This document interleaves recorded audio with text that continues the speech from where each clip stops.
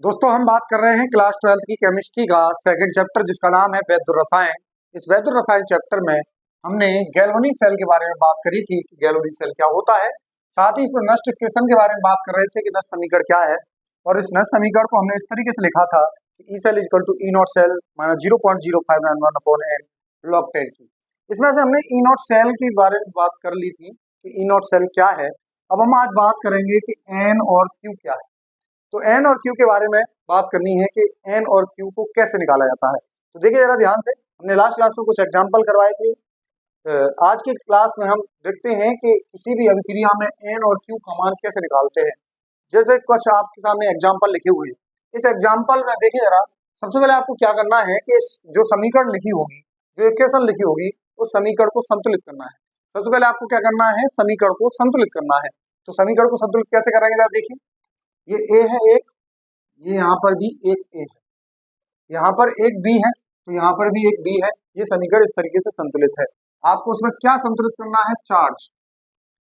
देखिए जरा, चार्ज आपको संतुलित करना है। तो चार्ज को संतुलित कैसे करेंगे, यहाँ पे चार्ज कितना है, प्लस के 2, यहाँ पे कोई चार्ज है नहीं है, जीरो, यानी कि ये प्लस के 2 है, यहाँ पे चार्ज जीरो है। तो अगर आप चार्ज को काउंट करना चाहते हैं तो चार्ज कैसे काउंट करते हैं, जैसे अगर बाई पे 3 प्लस लिखा है तो अभी बाई पे कितना आवेश हो गया, +3। अगर इसी को मैंने 2/+3 लिख दिया तो अब आवेश कितना हुआ, 2/+3 का मतलब क्या है कि बाई 3 प्लस को कितनी बार लिखना है, 2 बार। तो बाई 3 प्लस को कितनी बार लिखेंगे, 2 बार। तो कितना आवेश हो गया इसके पास में, +6। तो मैं आपको ये आवेश देखना बता रहा हूँ कि आवेश कैसे चेक करना है। तो इस पर आवेश कितना है, +2, इस पर आवेश कितना है, 0 है। तो ये आवेश दोनों जोड़ के कितना आ गया यहाँ पे, +2। इधर भी ऐसे ही इसको काउंट करो जरा, इस पे +2 आवेश है, इस पे कोई आवेश नहीं है, तो ये भी कितना आवेश आ गया, +2। इसका मतलब ये समीकरण संतुलित है।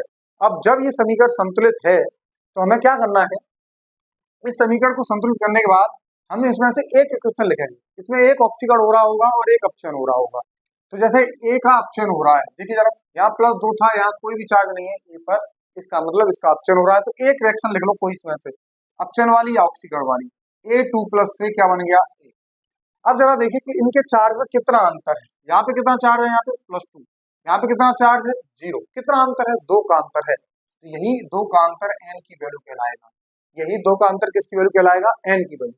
क्या ये आपको समझ में आया, कैसे निकाला। हमने कहा कि पहले समीकरण को संतुलित करेंगे। समीकरण को संतुलित करने के लिए पहले उसके एलिमेंट को बराबर करेंगे और एलिमेंट के बाद उसके जो चार्ज हैं उनको बराबर करेंगे। जब चार्ज को बराबर करने की बात आती है तो चार्ज हम किस तरीके से बराबर करते हैं। तो चार्ज बराबर करने के लिए हमने कहा था कि +2 है, यहाँ +2 है, तो इसको कोई जरूरत नहीं है। अगले एक्शन में देखेंगे कैसे संतुलित करना है। तो यहाँ एन की वैल्यू कितनी आ गई, 2। अब जरा क्यू की वैल्यू निकालनी हो, अगर आपको क्यू की वैल्यू निकालनी है संतुलित समीकरण के अंदर, तो हमें क्या करना है, जो उत्पाद लिखे हुए हैं इसके, तो उत्पाद की सांद्रता लिखेंगे। तो उत्पाद इसमें कौन कौन से हैं, B2+ और क्या लिख रखा है, ए। तो उत्पाद की सांद्रता लिखेंगे बटे अभिकारकों की सांद्रता लिख देंगे। अभिकारक कितने हैं, A2+ और यहाँ पे लिख देंगे B। अगर यहाँ पे n का गुणा हो रहा होता, अगर यहाँ पे कुछ गुणा हो रहा होता तो यहाँ A2+ की पावर में क्या लिख देते n। ये 11th क्लास में आपने कैसे लिखते हुए समझा होगा। और इस Q को ही हम अभिक्रिया भागफल कहते हैं। क्या कहते हैं इसे, अभिक्रिया भागफल, जो 11th क्लास का टॉपिक है। 11th क्लास में अभिक्रिया भागफल लिखना सिखाते हैं। अभिक्रिया भागफल कैसे लिखाते हैं, उत्पाद की सांद्रता बटे अभिकारक की सांद्रता। तो इस तरीके से आप लिख लेंगे। और जो भी साल्ट नहीं होंगे, जो केवल सॉलिड होंगे, उनकी सांद्रता हमें 1 माननी है। उनकी सांद्रता हमें कितनी माननी है, 1। जो साल्ट नहीं है उनकी सांद्रता, जो लवण नहीं है उनकी सांद्रता हमेशा 1 मान के चलेंगे। वो आपको क्वेश्चन में दे भी नहीं रहती होगी। अब इसको जरा इस वाले क्वेश्चन को देखें। तो इस वाले क्वेश्चन में पहले देखिए जरा, ये x है, ये भी x है, ये एक बाई है, ये भी एक बाई है। अब आपको लास्ट में क्या करना है, आवेश को संतुलित करना है। तो आवेश को संतुलित करने के लिए देखिए जरा, यहाँ पे +2 आवेश है, यहाँ पे कितना चार्ज है, 0। यहाँ पे कितना चार्ज है, +1, और ये कितना है, 0। तो यहाँ इधर कितना आवेश हो गया, +1, और इधर आवेश कितना हो गया, +2। यानी कि यहाँ पर आवेश संतुलित नहीं है। तो सबसे पहले हमें इस आवेश को संतुलित करना है। तो अभी इतना, यहाँ पे +2 आवेश है, यहाँ पर कितना आवेश है, +1। तो हम क्या करेंगे, इधर गुणा कर देंगे। इधर कितने गुणा कर देंगे, 2 का। अगर हम इसमें 2 का गुणा कर देंगे तो ये बराबर हो जाएगा कितना, +1 में 2 का गुणा कर देंगे तो ये कितना हो जाएगा, +2। यानी कि जिस जगह पे +1 आवेश है उसमें कितने गुणा करना है, 2 का। 2 का गुणा कर देंगे +1 आवेश के साथ में। अब यहाँ पे 2 का गुणा कर दिया हमने, तो यहाँ पर बाई की बाई क्या रह गए, असमान हो गए। अब बाई असमान हो गए तो यहाँ पर भी 2 का गुणा कर देंगे, लेकिन यहाँ बाई से गुणा करने से आवेश के ऊपर कोई असर नहीं पड़ने वाला है। देखिए जरा, तो यहाँ +2 आवेश है, यहाँ 0 आवेश है, तो 0 ही रहेगा। तो ये दोनों आवेश कितने हो गए, प्लस के 2 आवेश हो गया। अब यहाँ पे n की वैल्यू अगर आपको निकालनी है तो n की वैल्यू कैसे निकालेंगे, कोई सी एक इक्वेशन लिख लो, x2 प्लस से x लिखोगे, तो x2 प्लस से x लिखोगे तो कितना अंतर है चार्ज में, यहाँ कितना प्लस चार्ज है 2, यहाँ कितना चार्ज है 0 चार्ज है, कितना अंतर है चार्ज में 2 का, तो यहाँ भी n की वैल्यू कितनी हो गई 2। अब आप कहेंगे कि इस वाली को लिख के दिखा दो एक बार, तो एक बार इसको लिख के देख लो, एक बार इसको लिख के देखेंगे जरा, तो एक बार इसको लिख के देखेंगे, तो ये है 2 बाई से 2 बाई प्लस। अब देखो जरा, यहाँ पे कितना आवेश है 0, यहाँ पे कितना आवेश है, बाई पर कितना आवेश है प्लस का 1, लेकिन कितने गुणा हो रहा है 2 का, इसका मतलब ये +1 आवेश तो है, लेकिन कितने गुणा हो रहा है 2 का, तो कितना आवेश हो गया +2, यानी कि आवेश का अंतर कितना हो गया, फिर इन दोनों में कितना अंतर है, इन दोनों में डिफरेंस निकाल लो, तो इन दोनों का डिफरेंस ही n की वैल्यू कहलाएगा। तो n की वैल्यू क्या होती है, difference in the reaction, oxidation या अपक्षय की प्रक्रिया में कितने इलेक्ट्रॉन का, कितने आवेश का डिफरेंस है, उसी को हम क्या कहते हैं, n का मान कहते हैं। जरा देखिए अब next question, A2 plus B B3 plus A, तो इसको कैसे निकालें, जरा इसके लिए जो इक्वेशन थी, इस इक्वेशन के लिए आप Q का मान कैसे निकालेंगे, जरा इस इक्वेशन को एक बार फिर लिखें, तो इस इक्वेशन को देखें जरा, तो ये x2 प्लस थी, यहाँ पे बाई था, यहाँ बाई प्लस था, और यहाँ x था, और इसमें हमने यहाँ पे 2 का गुणा कर रखा है।